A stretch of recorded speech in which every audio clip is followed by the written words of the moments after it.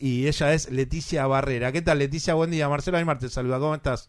Hola Marcelo, ¿cómo estás a vos y a tu equipo? Muchas gracias por la invitación a conversar.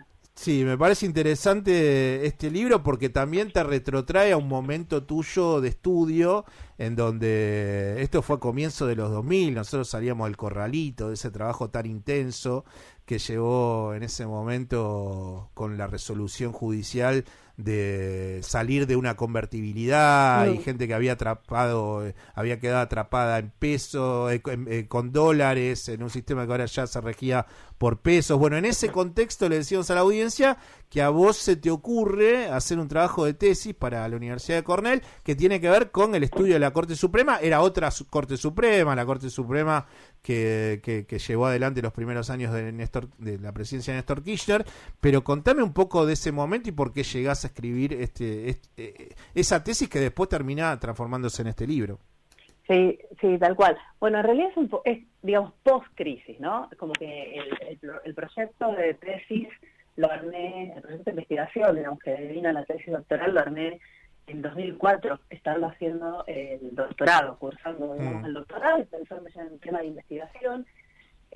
Yo fui a estudiar a Estados Unidos en el 2003, mediados del 2003, justo acababa de asumir, ponele 2 meses después, más o menos, que había asumido la presidencia de Néstor Kirchner, y un poco lo que yo veía desde lejos eran algunos cambios, ¿no?, que iban sucediendo, ocurriendo en la Corte Suprema. Mm. Entonces, bueno, así salió, y también porque tenía, bueno, la memoria fresca de lo que había sido el 2001, ¿no?, y el 2002. Mm. Entonces, como fue pensar eso y tratar de buscarlo ahí en la introducción del libro, ¿no?, como problematizar eso, como volverlo a una pregunta de investigación, ¿no? O sea, Sí. qué es lo que pasaba, más que, digamos, describir algo, después, digamos, cómo esto impactaba en la conformación, digamos, del Tribunal Superior, o sea, como, y qué lugar se le daba a eso, ¿no?, desde la Mm. sociedad, y también, digamos, un momento en el cual va apareciendo, va tomando forma, no solamente una nueva composición física de la Corte, sino también un modo de posicionarse distinto, ¿no?, frente a la Leticia, sociedad y el poder y el poder político. Leticia, Sí.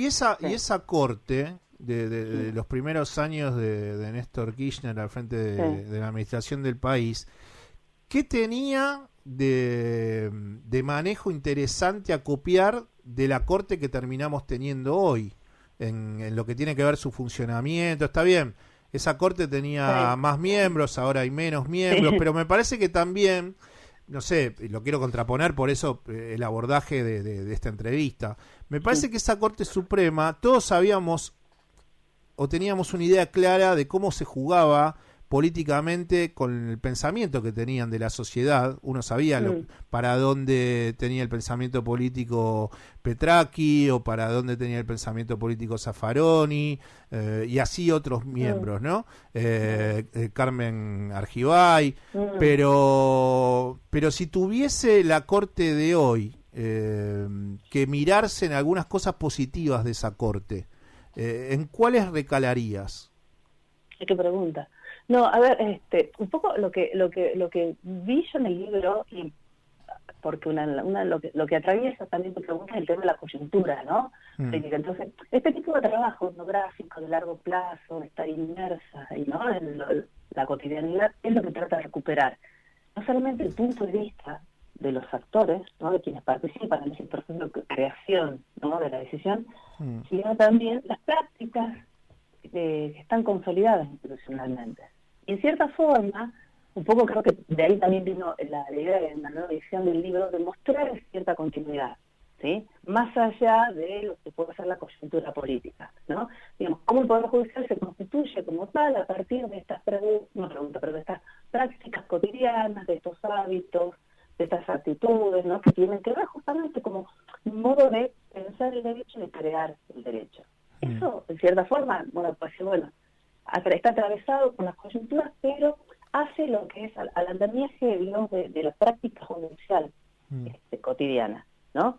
El tema, digamos, bueno, cómo circulan los expedientes dentro de la Corte, qué Mm. dice esa circulación de los expedientes, digamos, de lo que hace la división del trabajo, Mm. ¿no?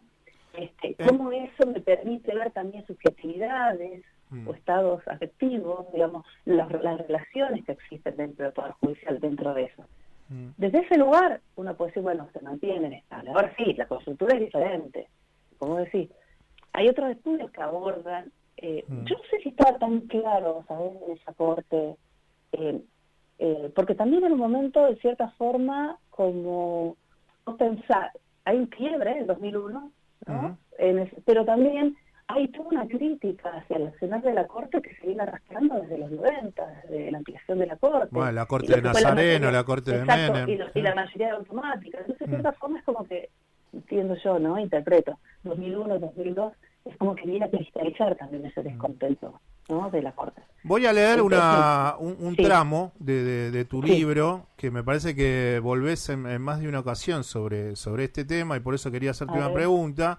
En un momento en donde hablas sobre discurso judicial y legitimidad, decís un punto que resulta central en los diferentes cuestionamientos que la doctrina hace al artículo 280 y a la discrecionalidad atribuida a la Corte para rechazar los casos que se presentan, es que esta práctica se contradice con un modelo transparente de toma de decisiones que exige que jueces y juezas expliquen los motivos de sus decisiones y además ofrezcan las razones de sus negativas.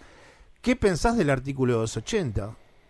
Bueno, sí, hay todo un capítulo acerca de que se llama, creo, la trama de la inadmisibilidad, ¿no? Y tomo ese ejemplo. Hay otras fórmulas que también se aplican. Y después tengo también otros artículos, digamos, más académicos, sobre todo uno tengo en mente que construido a partir de eso. ¿Ese artículo hace que la Corte no sea igualitaria entre nosotros los argentinos? No lo veo en ese sentido. Digamos, no podría contestar así enfáticamente, no hace que no sea igualitaria. A ver, ¿qué pasa también? El 280 es una fórmula que la Corte aplica, ¿no?, para declarar un caso, digamos, que es inadmisible. Un poco lo que yo juego con eso a partir de un caso que, digamos, vos leíste el libro y hay una situación que se va describiendo en el libro, que de cierta forma se construye gran parte de la investigación a partir del acceso que me permite esa situación, que es el cual un expediente a mi nombre en la Corte, y que el resultado de ese expediente es como un 280, ¿no?, en el sentido de no hay fundamentación de por qué pasó eso. Un poco lo que yo juego con esa idea, juego en el sentido de ¿no?, como la problematizo, es que hay una suerte de como sí, o sea, el como sí no te lo considerara, pero hay todo un proceso interno en el cual eso sí se considera, pero no se da a conocer, ¿sí? Entonces, un poco el argumento es, bueno, hay una construcción, ¿no?, de legitimidad a partir de decir, bueno, yo como Corte Suprema voy a tomar determinados casos. Pero cuando ves a lo largo del libro un poco lo que tiene que ver con la práctica cotidiana, funcionarios que se quejan del cúmulo, ¿no?, de causas, que hay de la revisión de todas las causas. Lo que pasa es que ¿qué es lo que nos llega a nosotros de afuera? Nos llega justamente esta fórmula. Y entonces juego con esta idea también de frustración, que hay abogados que te dicen es como si se muriera alguien, ¿no? No conozco a veces las causas. Claro. Entonces, desde ese lugar, yo creo que también eso tiene que ver con un poco de pensar que y ese es un problema también político, qué tipo de corte se quiere, una corte constitucional que se dedica únicamente al ejercicio de constitucionalidad, o la corte, digamos, como funciona también, que hace las dos cosas, ¿no?, como un tribunal de casación que toma diferentes casos, el artículo arbitraria. El artículo 280 le decimos a la audiencia que es un artículo que está en el Código Procesal Civil y Comercial. Quería, Leticia, para cerrar esta entrevista y agradecerte que gracias a tu libro tuve la excusa de disfrutar del sol en alguna que otra plaza de la Ciudad Autónoma de Buenos Aires. Bueno, me alegro. Me gusta leer al aire libre y eso me parece que está genial. Me alegro, el efecto colateral positivo. Y bueno, desde ya que me atrapó la temática, por eso hablé con la gente de la editorial Siglo XXI, decirle a la audiencia que pueden comprar este libro en su segunda edición en cualquier librería que les apetezca. Pero quería, para finalizar esta entrevista, hacerte escuchar un corte de audio del senador José Mayans, en donde habla en uno de los últimos discursos que llevó adelante. Este discurso lo llevó adelante cuando hicieron la semana pasada la sesión de repudio al atentado a la vicepresidenta Cristina Fernández, y en ese contexto él habla sobre este momento de la causa vialidad y lo que termina pasando con el Poder Judicial en la República Argentina. Quiero que lo escuches a José Mayans y después si tenés algún tipo de viso de salida o de mirada personal sobre este momento del Poder Judicial de la República Argentina, ¿te parece? es como la reacción, ¿viste? Los youtubers que reaccionan a determinados comentarios. Bueno, a ver, vamos. Fíjate, a ver si se te ocurre algo. A mí, la verdad que me entristece mucho lo que dice José Mayans.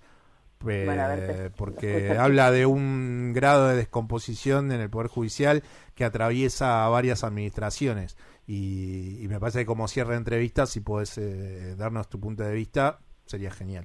Bueno, escuchémoslo a José. Gracias, te escucho. ¿Cómo estamos trabajando con el tema del Poder Judicial en la República Argentina? Porque, ¿qué dije? Dije que tenemos un Consejo de la Magistratura que está trabajando con una ley que está derogada. Y me dice una periodista, no, dice, pero puso en marcha la Corte, sí. ¿Y usted cree que la Corte puede legislar? Le digo, la Corte no puede legislar, lo dice el propio Lorenzetti. Ahora, ¿por qué hizo esto el Consejo? ¿Por qué hizo la intervención de la Corte? La intervención, por eso tengo la libertad de expresarme. La Corte hace esto porque el Consejo de la Magistratura está por tomar decisiones sobre el tema de la Cámara de Apelaciones. Porque la Cámara de Apelaciones tiene 2 individuos que han sido jueces, lo han llevado de jueces a juez de Cámara, no se puede hacer. Y en el momento que tenía que venir a la comisión de la presidenta que está acá, a mi lado, la presidenta de la comisión, Ana Fernández Sagasti, se negaron a estar, ¿verdad?, a estar acá ante el Congreso. ¿Por qué se negaron a estar? Porque dice que ellos la Corte ya les designó. Fíjense la justicia que estamos teniendo. Ese tribunal, ¿verdad?, es la Cámara de Apelaciones, es la que le está dando todos los tratamientos negativos a los pedidos de la defensa en el juicio. Me parece que después de esto no solamente tienen que dialogar Cristina y Mauricio sobre temas políticos de la sociedad, sino que también no entiendo por qué en la Cámara Baja o en la Cámara Alta hay reticencia a una reforma judicial. A ver, yo primero diría 2 cosas, ¿no? Mayans lo que dice, bueno, tiene información que uno no puede tener, Después, el tema del Poder Judicial es muy vasto, ¿no? Entonces, digamos, pero yo trato de encuadrarlo en eso, ¿no? Es una discusión política, ¿sí? Que tiene que ver justamente con el funcionamiento de las instituciones y sobre todo también del Poder Judicial, y es una discusión política. Un poco lo que dice también el prefacio de la nueva edición es que la discusión acerca de la Corte es una cuestión política. A veces como que tenemos temor a pensarlo en esos términos, pero bueno, es una discusión política y que hay que darla.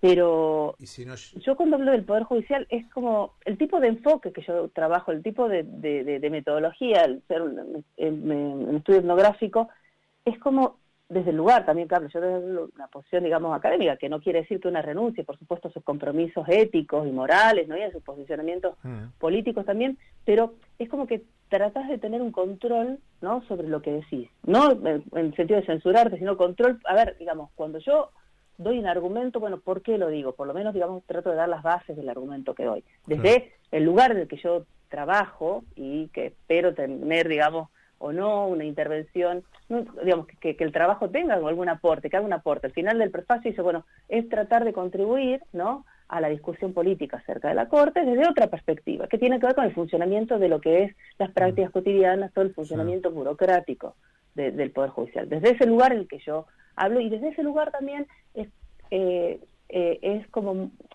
pensar el estudio como una práctica situada en un contexto determinado, lo que a mí, digamos, no me habilita a generalizar, ¿no? No porque no suceda, pero es lo que no me habilita, porque no tengo control de eso, porque no tengo datos construidos en mi investigación, por eso es lo que voy, ¿no? O relevados en mi investigación, por eso. Eso es ese lugar, digamos, es como un aporte chiquito. Pero vos considerás insumo como parte, o sea, es el contexto atraviesa también la investigación, porque no se puede hacer una investigación totalmente, digamos, no existe investigación objetiva, en el sentido de decir, bueno, a ver, digamos, la investigación es comprometida, ¿no? En el sentido de decir, bueno, a ver, este es mi posicionamiento y lo transparento, este es mi lugar, digamos, y desde este lugar intervengo. Las críticas que puedo hacer las puedo hacer, digamos, a esta escala, no una escala macro, sino esta es en cierta forma decir, el libro, la propuesta es, esto es lo que yo veo, esto es lo que analizo, esto es lo que trabajo desde este lugar. Bueno, nada, véanlo, está acá esos datos, ¿sí? Hay otro tipo de intervenciones académicas y son totalmente válidas y legítimas.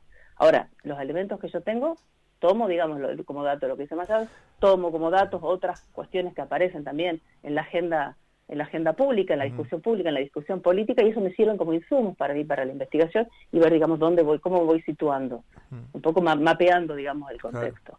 Desde ese lugar. Sí, no, y desde ese lugar es el estudio. Ahora, cierto desprestigio que ha tenido la actual Corte Suprema, me parece que a veces no sé si es más por haberse dejado dominar por ciertos sectores de poder, o si más bien es un proceso que la Corte ha llevado adelante de descomposición en este último tiempo, en donde a veces eso termina perdiendo el foco de lo que termina pensando la sociedad y el común de nuestro pueblo acerca de el organismo más importante en dar derecho a una persona tener, y asegurar la vigencia de la Constitución, o sea, garantizar, ¿no?, la supremacía constitucional, que bueno, es la función, ¿no?, lo que esperamos también del Poder Judicial, seguro. Leticia, te mando un beso por estos minutos que nos diste para hablar sobre tu trabajo y para entender un poco qué sucede con el Poder Judicial de la República Argentina. Decirle a los oyentes que está a la venta y que pueden obtener tu libro La Corte Suprema en Escena y bueno, tal vez en algún tiempo poder hablar nuevamente sobre el análisis del Poder Judicial de la República Argentina. Cuando quieras, sí, muchas gracias. Te mando un beso y buen fin de semana, Leticia. Igualmente. Chau. Hasta luego. Quien está hablando con nosotros era Leticia Barrera, quien es magíster en Derecho, es doctora en Ciencias Jurídicas y además es investigadora independiente del CONICET y ha tenido un trabajo que tiene que ver con el análisis del Poder Judicial, tanto en artículos como en tareas de docencia.